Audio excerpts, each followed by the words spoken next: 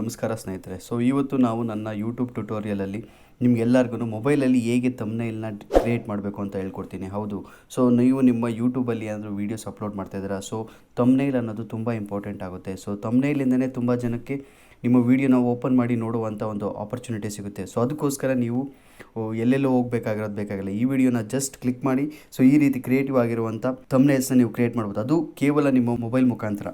ಅದನ್ನು ಸ್ಟಾರ್ಟ್ ಮಾಡೋದಕ್ಕಿಂತ ಮುಂಚೆ ನೀವೇನಾದರೂ ನನ್ನ ಚಾನಲ್ನ ಸಬ್ಸ್ಕ್ರೈಬ್ ಮಾಡ್ಕೊಂಡ್ರೆ ಈ ಕೂಡಲೇ ನೀವು ನನ್ನ ಚಾನಲ್ನ ಸಬ್ಸ್ಕ್ರೈಬ್ ಮಾಡ್ಕೊಳ್ಳಿ, ಹಾಗೆ ಪಕ್ಕದಲ್ಲಿರುವಂಥ ಬೆಲ್ ಐಕನ್ನ ಕ್ಲಿಕ್ ಮಾಡಿ. ಈಗ ನಮ್ಮ ವೀಡಿಯೋನ ಸ್ಟಾರ್ಟ್ ಮಾಡೋಣ. ಅದಕ್ಕೆ ನೀವು ಮಾಡಬೇಕಾಗಿರೋದು ಪ್ಲೇಸ್ಟೋರ್ಗೆ ಹೋಗ್ಬಿಟ್ಟು ಪ್ಲೇಸ್ಟೋರಲ್ಲಿ ಒಂದು ಅಪ್ಲಿಕೇಶನ್ನ ಡೌನ್ಲೋಡ್ ಮಾಡಬೇಕು, ಕನ್ವಾ ಅಂತ. Okay, Canva graphic design video collage logo maker ಅಂತ. ಇದು ತುಂಬ ಉಪಯೋಗವಾಗುವಂಥ ಅಪ್ಲಿಕೇಶನ್ನು. ಇದೊಂದನ್ನು ನೀವು ಇನ್ಸ್ಟಾಲ್ ಮಾಡಿಕೊಂಡ್ರೆ ನಿಮಗೆ ಇನ್ಸ್ಟಾ ರೀಲ್ಸ್ ಆಗ್ಬೋದು. ಓಕೆ, ತುಂಬ ಉಪಯುಕ್ತವಾದಂಥ ಒಂದು ಅಪ್ಲಿಕೇಶನ್ ಅಂತ ನಾನು ಹೇಳ್ತೀನಿ.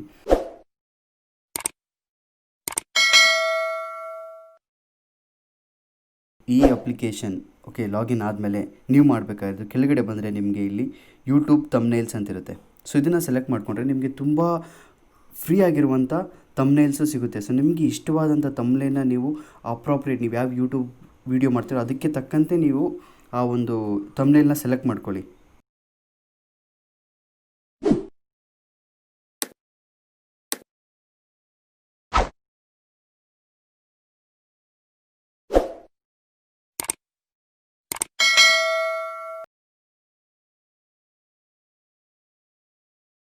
ಕನ್ನಡದಲ್ಲೂ ಟೈಪ್ ಮಾಡ್ಬೋದು. ಅದಕ್ಕೆ ಗೂಗಲ್ ಇಂಡಿಕ್ ಅಂತ ಒಂದು ಅಪ್ಲಿಕೇಶನ್, ಅದನ್ನು ಡೌನ್ಲೋಡ್ ಮಾಡಿಕೊಂಡು ಇನ್ಸ್ಟಾಲ್ ಮಾಡ್ಕೋಬೋದು.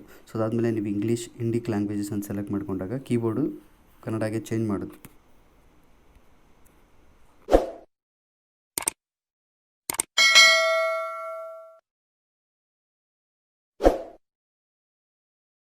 ಇಮೇಜ್ನ ಡಿಲೀಟ್ ಮಾಡಿಬಿಟ್ಟು ರೀಪ್ಲೇಸ್ ಮಾಡ್ತೀನಿ, ಹೊಸ ವೀಡಿಯೋ ಇಮೇಜ್ನ ಅಪ್ಲೋಡ್ ಮಾಡ್ತೀನಿ. ಅದಕ್ಕೆ ನೀವು ಮಾಡಬೇಕಾದ್ರೆ ಅಪ್ಲೋಡ್ ಮೀಡಿಯಾದಲ್ಲಿ ಡೌನ್ಲೋಡ್ ಮಾಡಿ ಇಟ್ಕೋಬೇಕು, ನಿಮ್ಗೆ ಯಾವ ಇಮೇಜ್ನ ಆ್ಯಡ್ ಮಾಡಬೇಕು ಅಂತ. ನಾನಿಲ್ಲಿ ಆಲ್ರೆಡಿ ಇಮೇಜಸ್ನ ಕೆಲವನ್ನ ಅಪ್ಲೋಡ್ ಮಾಡಿದ್ದೀನಿ. ಕ್ರಿಯೇಟಿವ್ ಆಗಿರುವಂಥ ಒಂದು ಥಂಬ್ನೇಲ್ನ ನಾವೀಗ ಕ್ರಿಯೇಟ್ ಮಾಡಿದರೆ, ನೀವು ಸೇವ್ ಮಾಡಬೇಕಂದ್ರೆ ಇಲ್ಲಿ ಮೇಲೆ ಟಾಪಲ್ಲಿ ಕ್ಲಿಕ್ ಮಾಡಿಬಿಟ್ಟು ಸೇವ್ ಮಾಡಬೇಕಾಗುತ್ತೆ. ಅದು ಪ್ರಿಪೇರಿಂಗ್ ಯುವರ್ ಡಿಸೈನ್ಸ್ ಅಂತ ಬಿಟ್ಟು ಸೇವ್ ಮಾಡುತ್ತೆ. Okay, you can see successfully save. ಈ ವಿಡಿಯೋ ನಿಮಗೇನಾದರೂ ಇಷ್ಟ ಆದರೆ ಲೈಕ್ ಮಾಡಿ, ಶೇರ್ ಮಾಡಿ, ಸಬ್ಸ್ಕ್ರೈಬ್ ಮಾಡಿ.